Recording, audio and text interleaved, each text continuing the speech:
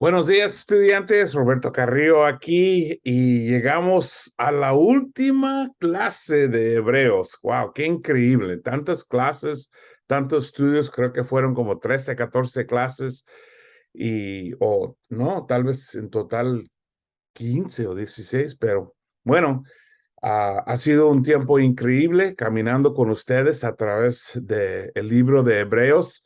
Qué libro, qué increíble, ¿no?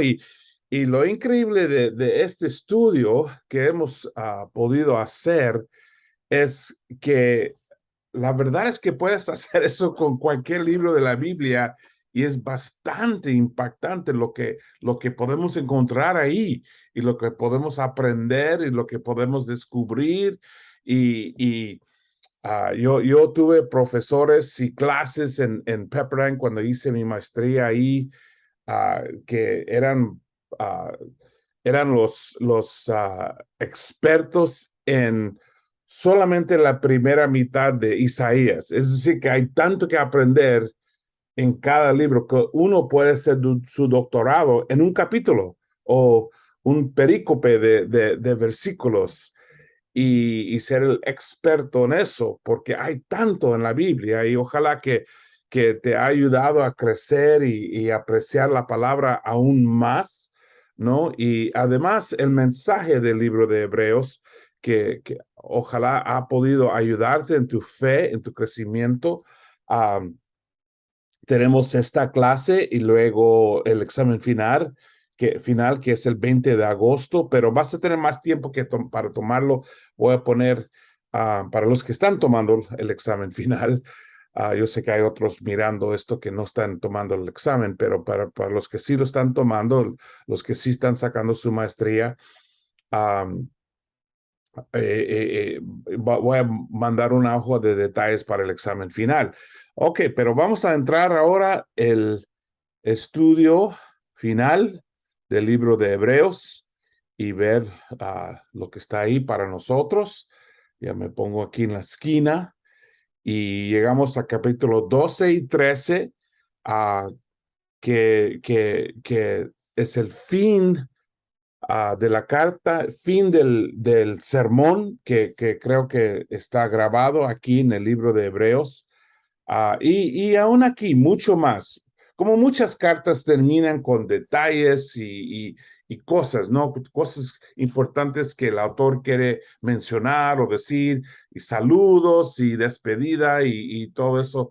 También lo tiene Hebreos, que demuestra que obviamente sí es una carta, pero termina como un sermón, con conclusión y todo eso. Entonces, de una manera, Hebreos representa los dos, ¿no? Un sermón y una carta. Empezando en Hebreos 12, recuerda, acabamos de terminar el gran capítulo 11, donde es el capítulo de los héroes de fe, y llegamos a capítulo 12, que dice: por tanto, también nosotros que estamos rodeados de una multitud tan grande de testigos, despojémonos del lastre que nos estorba, en especial del pecado que nos asedia, y corramos con perseverancia la carrera que tenemos por delante. Fijemos la mirada en Jesús, el iniciador y perfeccionador de nuestra fe, quien por el gozo que le espera o esperaba, soportó la cruz, menospreciando la vergüenza que ella significaba, y ahora está sentado a la derecha del trono de Dios. Así pues, consideren a aquel que perseveró frente a tanta oposición por parte de los pecadores, para que no se cansen ni pierdan el ánimo. Ahora, Hebreos 12 empieza como una serie de advertencias, ¿no? Y cada, por ejemplo, hemos hablado de los 5 advertencias o de los 7 advertencias, y yo menciono los dos porque depende cómo divides las advertencias. Yo una vez empecé a contar y yo encontré como 12 veces que el libro de Hebreos nos da una advertencia, pero hay principales y hay algunos que son como parte de una advertencia más grande. Y yo pongo capítulo 12 y capítulo 13 como una advertencia con muchas partes, ¿no? y ciertamente está llegando a la conclusión del sermón de Hebreos y lo cierra diciendo, por tanto, también nosotros que estamos rodeados de una multitud grande de testigos, uh, en cada frase y cada palabra hay enseñanza, hay algo impactante, ¿no? Aquí él dice que estamos rodeados de una multitud de grandes testigos. Es un concepto muy importante, testigo, ser testigo. Recuerda cuando empezamos en capítulo 1, capítulo 2, habla de los testigos de Jesús, los que vieron los milagros y que los que fueron invitados o enseñados por los primeros testigos, que esta generación no es de los primeros, pero aquí menciona que estamos rodeados de una multitud grande de testigos. Es importante saber que los primeros cristianos muchas veces tenían el nombre o usaban el nombre testigos de Cristo, testigos de Dios. De eso viene la denominación testigos de Jehová, ¿no? Que se supone que son los que han visto a Dios en una manera grande, ¿no? Y también, bueno, lo sacan del primer siglo, cuando los hermanos se llamaron testigos. Pero también hay otro sentido muy importante. La palabra testigo aquí es la palabra en griega martus o martirus. Martus, que en español es martir, es la palabra testigo. Eso es lo que significa ser un testigo. Y obviamente, tantos testigos, es decir, hermanos cristianos, se murieron en los primeros siglos que llegó a significar la palabra otra cosa, significar que alguien que da su vida por una causa, ¿no? Que eran los testigos de Cristo y siendo un testigo, uno va a perder su vida. Tantos cristianos se murieron en las persecuciones y había varias persecuciones y de tamaño diferente, de impacto diferente. Uno de los más famosos fue en los 60s, ¿no? Bajo el emperador Nero, Domiciano, emperadores diferentes que atacaron y trataron de eliminar el cristianismo. Lo más probable es en ese tiempo fue cuando fueron crucificados o matados, dieron sus vidas Pablo y Pedro y muchos discípulos. Y por eso llegamos a la conclusión que el libro de Hebreos probablemente fue escrito en este tiempo, en esta época, los 60s.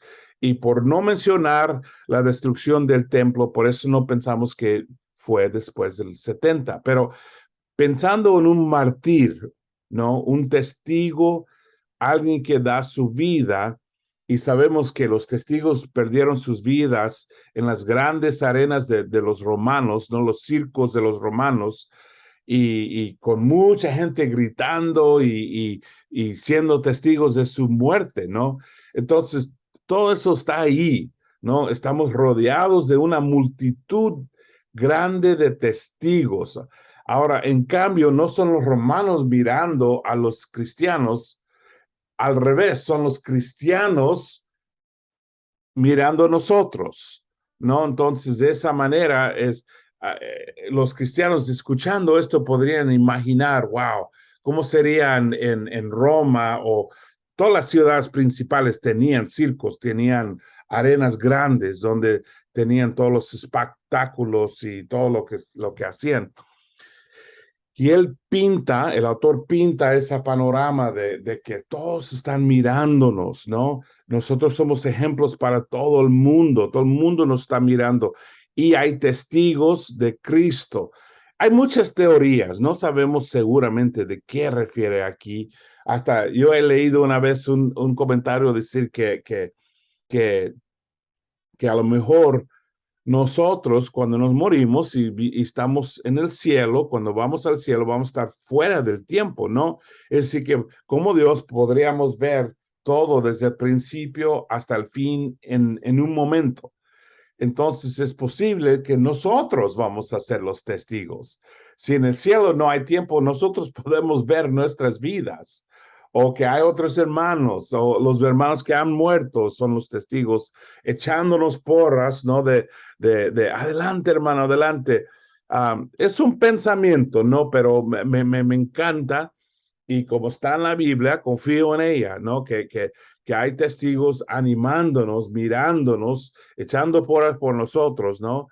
Dice, despojémonos del lastre que nos estorba. Por eso no debemos caer en tonterías, no debemos ser atrapados por el pecado, que debemos correr, y obviamente está usando lenguaje de un atleta, ¿no? Que los que corrían en las Olimpiadas y los Juegos de las ciudades, las competiciones que tenían ellos, porque los romanos, los griegos amaban mucho al deporte, y entrenaban ellos con pesas, ¿no? Que pusieron las piernas para poder ser más fuertes, pero en el tiempo de la carrera quitaron todas las pesas para poder correr rápido. Bueno, está pitando eso, ¿no? Que quitamos todo lo que nos estorba, todo lo que nos hace cansados, y lo que nos detiene, lo que nos puede tumbar para correr, ¿no? Y da una de las instrucciones, yo diría, más importantes en toda la Biblia. Y si tuviera que dar una frase que representa el libro de Hebreos, esto sería mi frase, versículo 2. Fijemos la mirada en Jesús, el iniciador y perfeccionador de nuestra fe. Ahí está la frase que describe todo el libro de Hebreos, ¿no? Fijemos la mirada en Jesús. Y te digo esto, que yo he visto ya casi con 40 años en la fe, que siempre es el consejo más importante que puedo dar a alguien, es fijarse en Cristo, poner los ojos en Cristo y enfocarnos en Cristo. Michelle y yo hemos tenido la oportunidad de ayudar a muchas iglesias que estuvieron luchando, o que no andaban muy bien, y siempre nos mandaban para arreglar la iglesia, para ayudar a la iglesia a ser saludable. Y la primera cosa que siempre hacemos, y en que nos enfocamos 1, 2, 3 años, es fijar la mirada en Jesús. Cómo enfocarnos en Jesús, enseñar la iglesia a poner su enfoque en Jesús. Yo creo que es uno de los problemas más grandes en las iglesias, que se enfocan en muchas cosas. Los hermanos se enfocan en muchas cosas, pero no se enfoquen en Jesús. Y ahí está la clave, ahí está la respuesta, ahí está la solución. Hasta hoy día en este mundo, con todos los problemas que tenemos con familias, con matrimonios, con adolescentes, con drogadicción, con todo eso, podría ser resolvido en una manera, ayudado, saludado, solucionado, impactado grandemente, solamente poniendo un enfoque en Cristo. Nos ayuda, nos inspira, nos cambia, nos hace crecer, y así somos la luz del mundo y podemos ser una diferencia en este mundo. Todo depende a eso. Y yo nunca he visto un cristiano que está en problemas que tiene su enfoque en Cristo. Siempre sus problemas, sus luchas, su debilidad está conectado con su falta de enfoque en Cristo, el iniciador y perfeccionador. Recuerda, ese concepto de perfección, teleos, está en muchos lugares en el libro de Hebreos, otra vez aquí, que significa madurez, que significa perfección, pero en el sentido de ser desarrollado, no en el sentido de sin falta o sin debilidad o sin problemas, sino perfección significa desarrollado, que has llegado a lo que Dios, la visión de Dios que Dios tiene para ti, ¿no? Y dice, el perfeccionador de nuestra fe, quien por el gozo que le esperaba soportó la cruz, menospreciando la vergüenza que ella significaba, y ahora está sentado a la derecha del trono de Dios. Y aquí el autor está siendo como un contraste de lo horrible que sufrió Jesús y lo grande que es ahora. Y otra vez, ya hemos hablado mucho de la significancia de la derecha del trono de Dios y qué tan grande es esa frase, especialmente para los judíos en ese tiempo. Y dice así pues, consideren a aquel que perseveró frente a tanta oposición por parte de los pecadores para que no se cansen de pierden el ánimo. Otra vez, repetición de el tema de todo el libro de Hebreos, ¿no?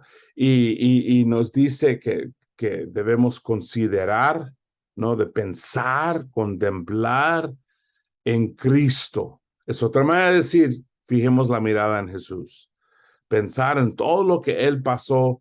Obviamente, esta carta está escrita a personas sufriendo, y esto nos ayuda a entender que también Jesús sufrió. No, básicamente estar regresando al argumento de capítulo 2 y 3, que Jesús es el ejemplo perfecto para nosotros.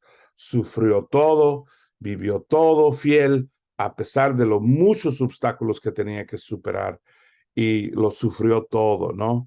Y dice, ¿para qué? Para que nosotros no nos cansemos ni perdemos el ánimo, que sigamos fuertes. La vida cristiana no es una vida de sobrevivir o de aguantar o de no caer.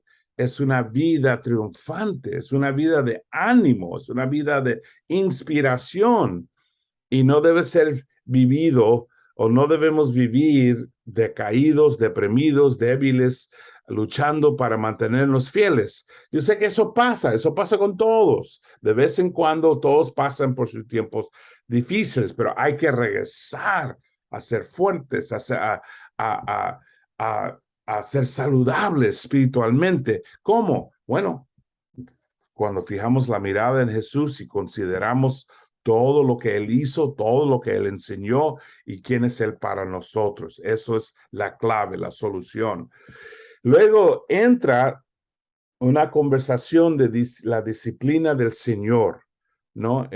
Dice en versículo 4, en la lucha que ustedes libran contra el pecado, todavía no han tenido que resistir hasta derramar su sangre, ¿no? Que obviamente el autor sabía que había muchos hermanos que fueron atacados por leones, por lobos, por animales salvajes, que fueron crucificados, que perdieron su sangre por su fe, ¿no? Y él está obviamente retando a los hermanos hebreos que no han llegado a ese punto todavía. Tal vez están hablando mal de ustedes, están acusándoles, están maltratándoles, pero hasta ahora no están perdiendo su sangre por la causa, ¿no? Que ponerlo en contexto, ¿no? Es difícil lo que estamos pasando, pero todavía no nos han crucificado en los circos de Roma.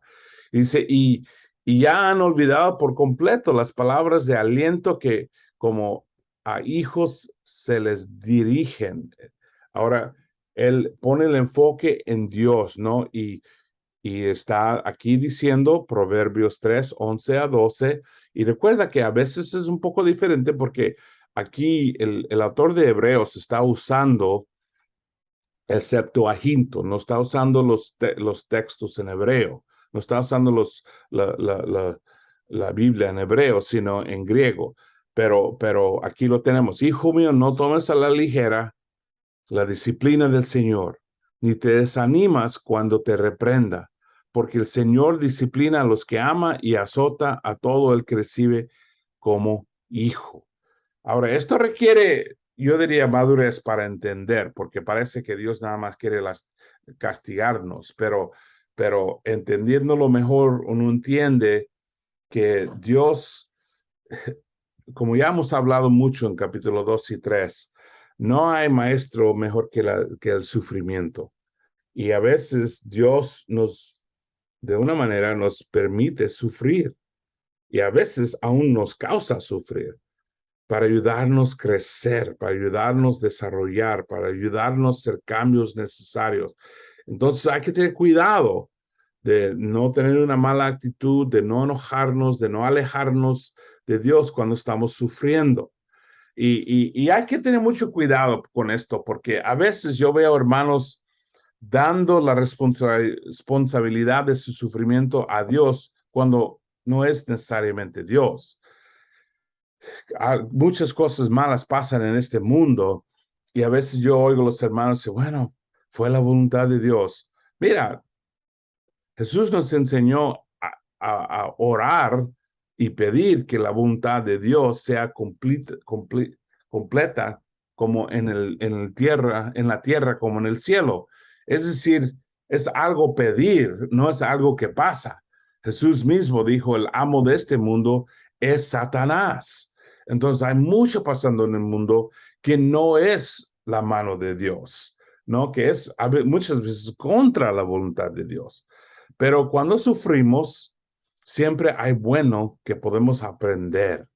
Y obviamente Dios no rescata a todos del sufrimiento. Una vez a C.S. Lewis, uno de los teólogos favoritos míos, uh, él tenía cáncer y le preguntaron, ¿por qué Dios da cáncer a los cristianos?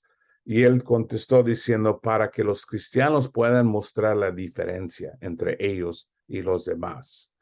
¿No? Que cómo nosotros vivimos en el sufrimiento, cómo pasamos el sufrimiento, cómo aceptamos la disciplina de Dios, demuestra la diferencia entre cristianos y no cristianos, la madurez.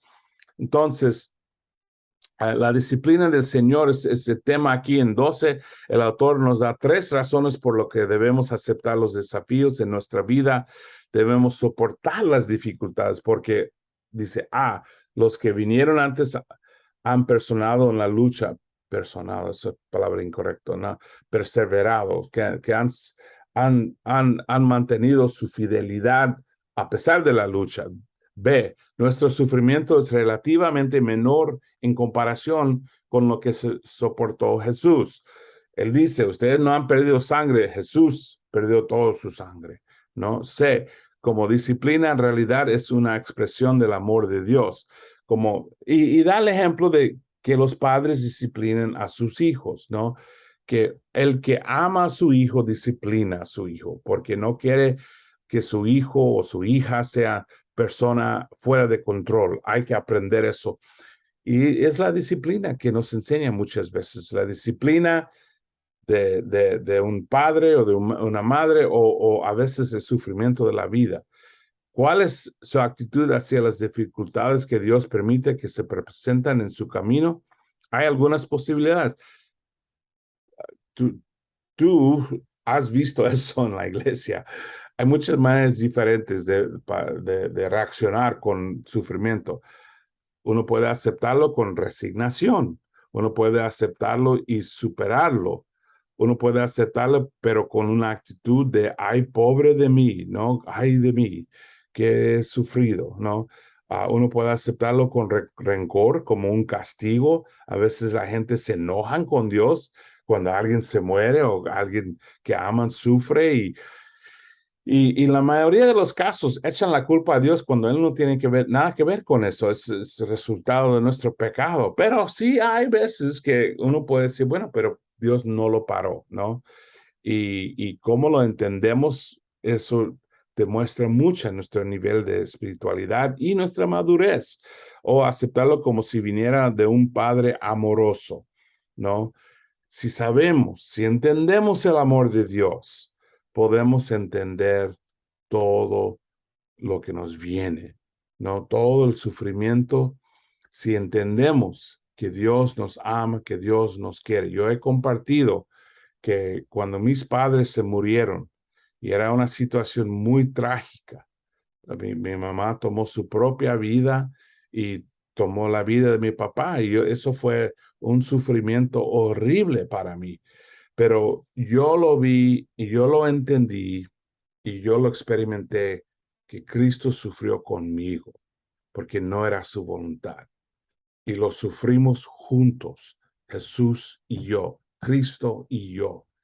Y, y yo he visto otros hermanos llegar a ser muy amargos, con rencor contra Dios, porque alguien que querían se murió o que alguien sufrió. Y es un mal entendimiento de la situación, es un error de ver de cómo uno mira al Señor. Entonces, muy importante, bastante importante. No es el enfoque del libro, no es un gran tema, pero ahí lo toca, ¿no? En capítulo 12. Y nos da varios advertencias y encargos, ¿no? En 12 encontramos, por tanto, renuevan las fuerzas de sus manos cansadas y de sus rodillas debilitadas. Hagan sendas derechas para sus pies, para que la pierna coja no se disloque, sino que se sane. No, básicamente, cuídate,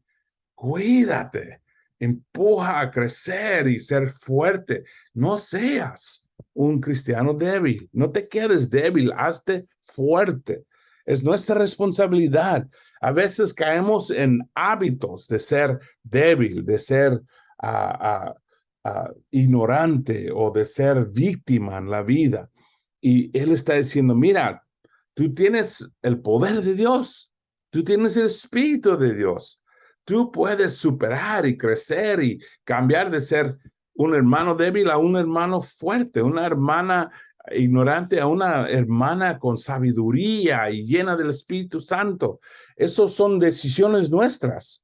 Y eso es básicamente en el corazón del libro de Hebreos, es sea fuerte en tu fe, en tu convicción, mantenga los ojos en Cristo, enfócate en Él y eso te ayuda a ser fuerte, ¿no? A ser animado. ¿Y cómo sería la iglesia si todos los hermanos tomaban este encargo, ¿no? De hacernos fuertes en la fe y no dejar que Satanás nos golpea, nos tira al piso. Y luego en versículo 18, seguimos leyendo, y él da ejemplos, la enseñanza como maestro, ejemplos y retos y ánimo, cómo lo usa el autor de Hebreos, es brillante, es tan increíble. Ahora, en un reto clásico, versículo 18, ustedes no se han acercado a una montaña que se pueda tocar o que esté ardiendo en el fuego, ni a oscuridad, tinieblas y tormenta, ni a sonido de trompeta, ni a tal clamor de palabras que quienes lo oyeron suplicaron que no se les hablara más, porque no podían soportar esta orden. Será apedreado todo el que toque la montaña, aunque sea un animal. Tan terrible era este espectáculo que Moisés dijo, estoy temblando de miedo. Obviamente está refiriendo a Éxodo 19, donde nos habla, dice, en la madrugada del tercer día hubo truenos y relámpagos y una densa nube se puso sobre el monte, un toque muy fuerte de trompeta puso a temblar todos los que estaban en el campamento y habla más y más de qué espantoso, qué terrible, qué tanto miedo que tenían ellos en todo cuando llegaron a la montaña del Señor. Y Él está diciendo, mira, ustedes no están en esa situación. No es así para ustedes. No es un Dios terrible, lejano, que no pueden acercarse a Él y están temblando de temor. Al contrario, dice, por el contrario, ustedes se han acercado al monte Sión, a la Jerusalén celestial, la ciudad del Dios viviente. Se han acercado a millares y millares de ángeles, a una asamblea gozosa, no asamblea temblando, no asamblea con miedo y temor, no, una asamblea gozosa, a la iglesia de los primogénitos inscritos en el cielo. Se han acercado a Dios, el juez de todos los espíritus de los justos que han llegado a la perfección, la madurez. Ahí está, a Jesús, el mediador de un nuevo pacto, y a la sangre rociada que habla con más fuerza que la de Abel. Ahora, él está como conectando todo este argumento que ha estado haciendo, ya tiene 12 capítulos formando el argumento, y aquí está la conclusión. Mira la religión que tienen ustedes. Mira qué es el cristianismo. especialmente comparándolo al judaísmo. Qué increíble esta religión que Dios nos ha dado como regalo, ¿no? Y clásico, nos anima y luego nos da una advertencia. Tengan cuidado de no rechazar al que habla, pues si no escaparon aquellos que rechazaron al que los amonestaba en la tierra, mucho menos escaparemos nosotros si le volvemos la espalda al que nos amonesta desde el cielo. En aquella ocasión su voz conmovió la tierra, pero ahora ha prometido, una vez más haré que se estremezca no solo la tierra, sino también el cielo. Ahora es decir que lo que Dios está haciendo es mucho más grande hoy día, más grande. Cambios en el mundo y cambios en el cielo. Está moviendo todo. Esto es de verdad un movimiento de Dios. La frase una vez más indica la transformación de las cosas móviles, es decir, las creadas para que permanezca lo inconmovible, lo inconmovible, es lo permanente, eso es el cielo y las cosas de Dios que son permanentes y que nosotros somos parte de ella, somos parte de lo que está haciendo Dios. Y qué increíble es eso. Y ahora es difícil entender todo eso hoy día, pero un día lo entenderemos. Un día será clarísimo. Y básicamente le está dando, es como cuando vas al cine y te muestran cortos, ¿no? De las películas que vienen. Esto es lo que está haciendo aquí, dándonos un corto de lo que va a venir, de la película que va a salir, que esto va a ser increíble y que ustedes ya son partes de eso. Ni tienes que esperar, ya eres parte del reino de Dios, ya eres parte de, ya estás en el monte de Sión, no estás en el monte de Sinaí, no, ahora ya estás con el Dios, ya tienes esa relación, ya tienes tu Mesías, no tienes que esperarlo más para darnos cuenta de lo que tenemos ahora, ¿no? Y clásico, como el autor de Hebreos va de advertencia a ánimo, dice, así que nosotros que estamos recibiendo un reino inconmovible, seamos agradecidos. Hay que dar gracias a Dios. Mira, si quieres ayudar tu corazón a crecer, si quieres limpiar tu mente de malos pensamientos, toma tiempo agradeciendo a Dios.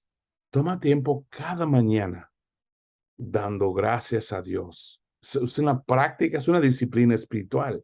Yo lo practico todos los días. Me ayuda mi corazón, me ayuda mi mente a limpiar y purificar, dando gracias. Hay que practicar la gratitud. Inspirados por esta gratitud, adoremos a Dios como a Él le agrada. De ese punto de gratitud, adoremos a Dios como a Él le agrada.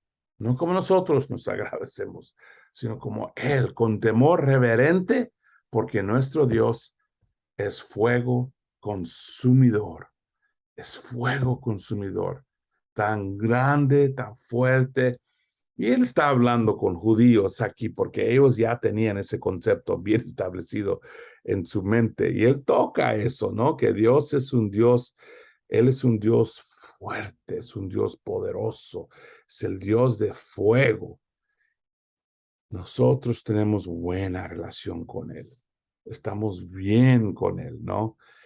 Entonces, y obviamente los capítulos no estuvieron ahí cuando escribió la carta, porque rápido, ¡pum!, entra en una serie de advertencias. Así es, capítulo 13.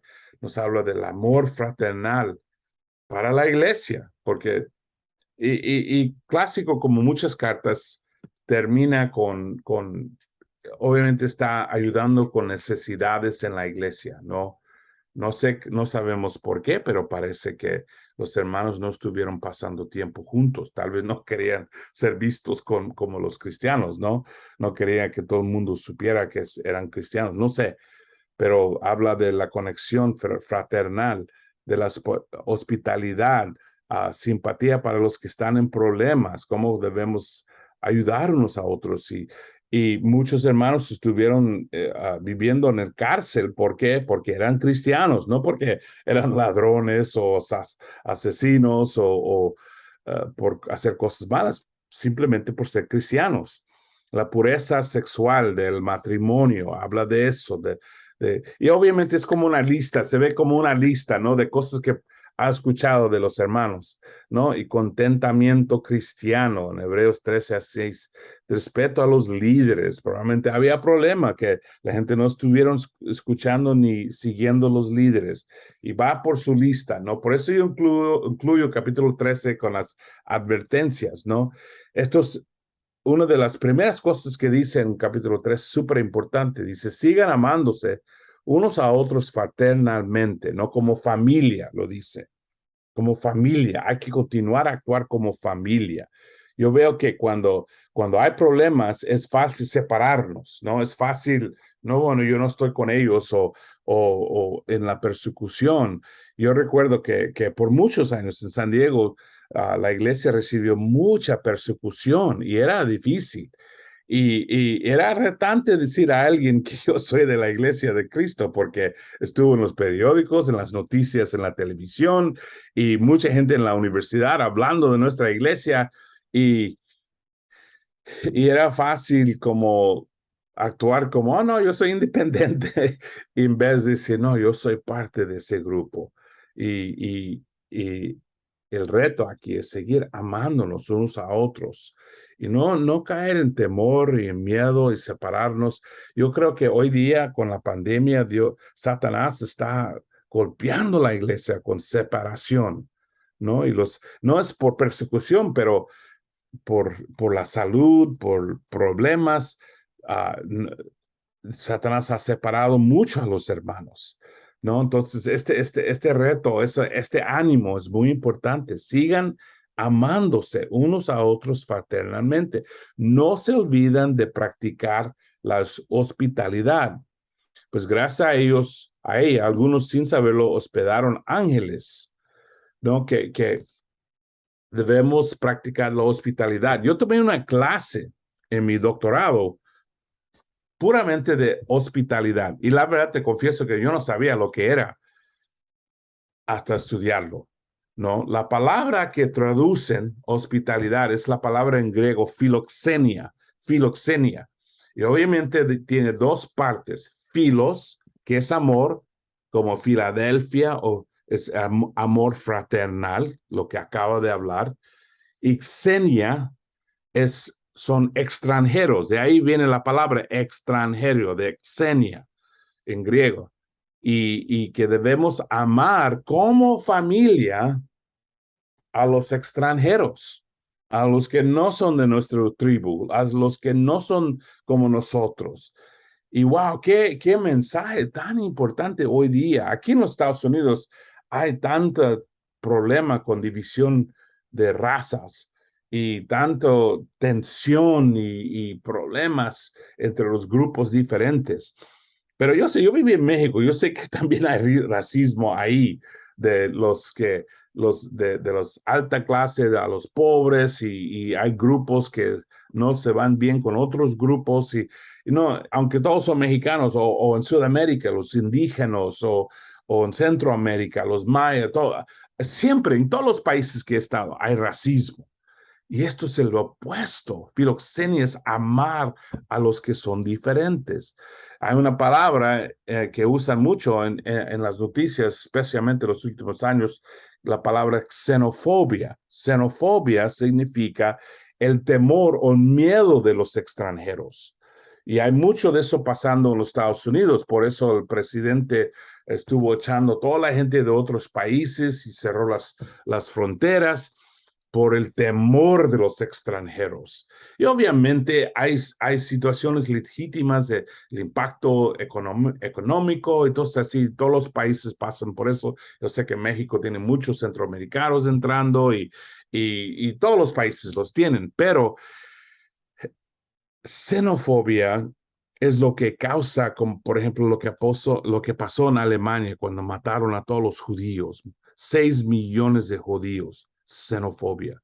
En Camboya, yo estuve ahí y mataron, creo que fue, no recuerdo el número exacto, era como 4 o 5 millones de su propio pueblo.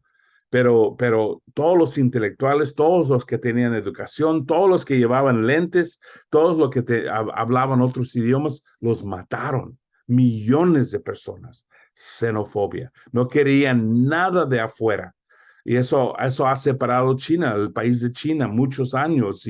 Y eso causa problemas en todas partes del mundo. Y así tenemos grupos radicales como el KKK aquí en los Estados Unidos que odian a todos los morenos, todos los negros del país, los quieren matar y quieren regresar a los días de esclavitud. Hay grupos así. Practican xenofobia, temor, o eso es su motivación, es xenofobia. Y es un problema grande en nuestro mundo, grande, grande, grande. Y para nosotros somos llamados a practicar filoxenias, amor para el extranjero, al amor para el que es diferente. Y eso aplica a todos, no a los que son más como discípulos, a todos, incluso judíos, musulmanes, hindús, todos ser como Cristo. Cristo amaba a todo el mundo. Los judíos, claro, era judío él. Los samaritanos, los enemigos de judíos, los italianos, los romanos, amaba a todos él. Obviamente la relación es diferente. Hay algo muy especial, discípulo con discípulo, ¿no? Así, ahí empieza. Sigan amándose unos a otros fraternalmente. Ahí está hablando de la familia de Cristo. Pero también dice, no se olviden practicar la hospitalidad, que es amor para el extranjero, para el que es diferente, ¿no? Color diferente, cultura diferente, religión diferente, cocina su arroz diferente, ¿no? Así, todos comemos arroz, pero los extranjeros lo hacen diferente. Amarnos unos a otros aún. Sigue hablando, más advertencias. Uno muy interesante, menciona 2 veces a los líderes, ¿no? Acuérdense de sus dirigentes que les comunicaron la palabra de Dios, ¿no? Él los reta a los hermanos a pensar en los líderes que les ayudaron a ser cristianos, consideran cuál fue su resultado de su estilo de vida. Eh, un buen líder debe tener una vida ejemplar, y no diciendo perfecto en el sentido de que sin errores, sino desarrollado sus debilidades, sus problemas, lo ha tratado con espiritualidad, sigue caminando con Dios. Tal vez no es perfecto, pero es un buen ejemplo de cómo vivir en este mundo, ¿no? Y yo siempre ofrezco mi vida. Mira, yo no soy perfecto, pero puedes mirar mi matrimonio, mi familia, mis hijos, todo, y ver lo que pasa cuando alguien entrega su vida a Cristo. Yo soy un ejemplo, buen ejemplo. ¿Por qué? Porque no soy perfecto para nada. Yo he hecho mis errores. Mis hijos han tenido sus luchas, los 3 fueron bautizados, 2 se fueron de la iglesia, 1 regresó y el otro ojalá va a regresar, pero por ahora está fuera. Pero hemos mantenido mucho amor en la familia, tenemos una familia muy estrecha, una familia increíble, disfrutamos de nuestra relación con la familia. Mi vida es increíble, no perfecta, no sin problema. Y así debe ser. Dice, consideren cuál fue el resultado del estilo de vida, imiten su fe. Como líderes, la cosa más importante que podemos dar es un buen ejemplo. Buen ejemplo de vivir con rectitud, buen ejemplo de arrepentirnos cuando caemos en pecado, buen ejemplo de humildad, admitiendo, viviendo transparentemente y honestamente ante Dios, ¿no? Y dice, mira, las cosas, y a veces los hermanos piensan bueno, en tiempos fáciles uno puede ser abierto en esto, pero ¿qué tal en los tiempos difíciles? Alguien está criticando. Hay que ser igual siempre, ¿no? Dice, Jesucristo es el mismo ayer y hoy y por los siglos. Nada cambia, nada cambia. Somos llamados a una vida en la luz, es decir, honestos, rectos, admitiendo nuestros errores, siendo humildes, amando a Dios, perdonándonos y viviendo bajo mucha gracia en Cristo. Y eso nunca cambia. ¿Por qué? Porque Jesús nunca cambia. Y luego más tarde, en versículo 17, dice, obedezcan a sus dirigentes y sométense a ellos, pues cuidan de ustedes sus almas. En griego dice sus almas. No sé por qué en la traducción quitan la palabra almas. No entiendo eso. Pero dice que sus dirigentes sométense a ellos, pues cuidan sus almas como quienes tienen que rendir cuentas. Obedézcanlos a fin de que ellos cumplan su tarea con alegría y sin quejarse, pues el quejarse no les trae ningún provecho. Qué increíble, ¿no? Y si debemos seguir en nuestros líderes y hacer su trabajo gozoso, ¿no? Hacerlo como para que puedan gozar de su liderazgo y no hacerlos miserables, es básicamente lo que está diciendo. Que si lo hacemos miserables y están quejando, de nada sirve eso a nadie, ¿no? No hay provecho para nadie. Entonces hay que seguir, animar y levantar y hacer el trabajo de los líderes un gozo, ¿no? Una alegría. Y fíjate, recuerda que Dios lo sabe todo. Él sabe que no todos los líderes son buenos. Él sabe que algunos líderes tienen problemas, hasta que algunos líderes están en pecado. Hay líderes hoy día, seguramente, que están viviendo doble vida, están en pecado y nadie lo sabe. Eso siempre pasa, siempre, siempre, siempre. Sin embargo, la Biblia dice que hay que seguir a apoyar a los líderes. ¿Por qué? Porque es la manera que Dios trabaja. Pero ¿qué tal si un líder es malo? O el líder malo cambia, se arrepiente o Dios lo quita. Garantía. Siempre Dios lo hace. Y siempre Dios es más paciente que yo. Yo veo un líder mal, yo lo quiero quitar rápido, más pronto posible. Pero gracias a Dios, cuando yo he hecho errores, Dios tuvo mucha paciencia y me dio tiempo para arrepentirme, para crecer, para ver mis errores. Y él da eso a todos. Y no podemos quitar a nadie la gracia que Dios lo ha extendido. Nuestra parte es apoyar y seguir el ejemplo, apoyarlos, ¿no? Yo he estado bajo líderes horribles y tuve que orar mucho, ser paciente, y Dios lo quitó del liderazgo. Y he estado bajo líderes increíbles, buenísimos, que me han ayudado tanto. Yo confío en Dios. No es mi trabajo disciplinar a todos los líderes. Es el trabajo de Dios y el Espíritu Santo. No es decir que si hay problema, yo hablo con el líder. Si hay necesidad, yo lo digo. Y si hay que retar algo, yo lo hago con amor, con respeto y con mucha paciencia, porque yo sé que Dios está mirando todo y eso es clave, ¿no?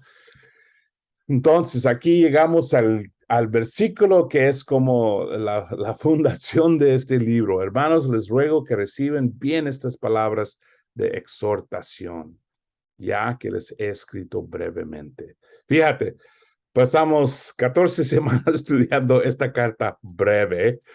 En su opinión era breve. Wow, y tanto aquí. Y dice un reto muy importante, que reciban bien estas palabras de exhortación. ¿Cómo lo recibes? Jesús dio una parábola, nos dio una parábola de cómo recibimos la palabra. Es la palabra del sembrador. Para ayudarnos a ver, y esa parábola del sembrador no fue dicho para no cristianos, fue dicho para discípulos, para el pueblo de Dios, que o somos el corazón duro, que realmente nada entra, nada te cambia. Puedes leer la carta de Hebreos y no te cambia, no hace diferencia en tu vida.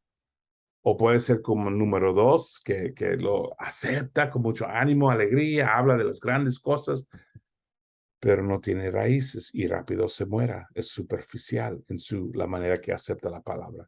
Y algunos que lo aceptan, profundizan, pero luego como los llevan a distracción o distraídos los problemas del mundo y mata su fe.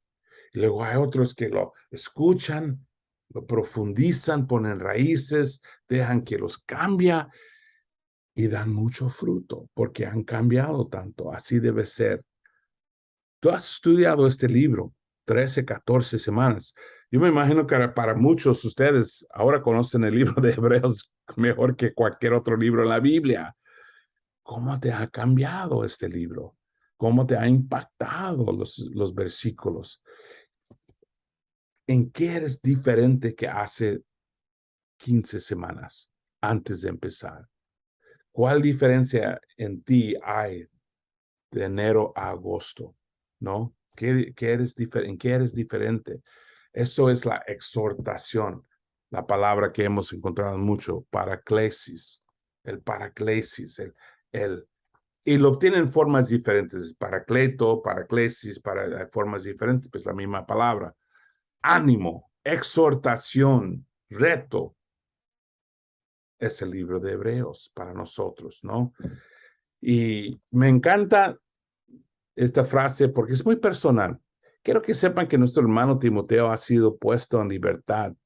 Si llega pronto, iré con él a verlos. Si llega pronto, iré con él a verlos.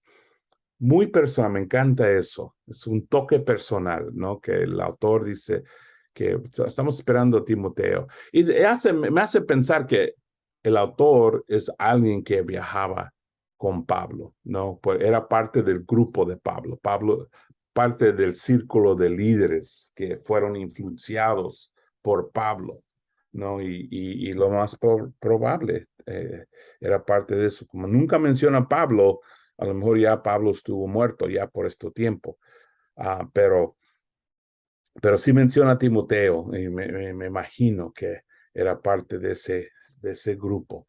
Y me encanta cómo termina la carta de Hebreos, el libro de Hebreos. Y saluden a todos sus dirigentes, los líderes donde están ustedes, y a todos los santos, todos los hermanos. Y ustedes ya saben, me imagino que santo no significa como el concepto de la Iglesia Católica. Santo es un ejemplo, es un buen ejemplo de un discípulo, es un santo.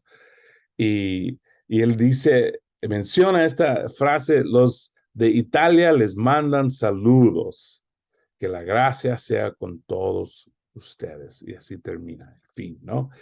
Que obviamente eso causa mucha discusión, que si son de Italia o el que escribió la carta, si tiene italianos con él, o si está en Italia escribiendo a otro sitio, o si son italianos que escribieron la carta. Hay muchas teorías, ¿no? ¿Qué significa? Y la verdad es que no sabemos exactamente lo que significa. Obviamente hay italianos aquí, pero no sabemos si están en Italia o están en otro. Mi opinión es que están en otro lugar escribiendo a los judíos de Roma y de la iglesia en Roma, y tiene algunos italianos con él, y por eso lo menciona. Y termina que la gracia sea con todos ustedes, ¿no? Después de retarlos, después de animarlos, después de decirles tantas cosas súper importantes, sobre todo el amor, la gracia de Dios, ¿no? Que eso es lo que nos lleva hasta el fin. Y ahí, ¡pum!, termina la carta de Hebreos. Y para los que van a tomar el examen final, recuerda los temas especiales, los temas importantes, los 7 advertencias o los 5, como ya he hablado, depende cómo los divides.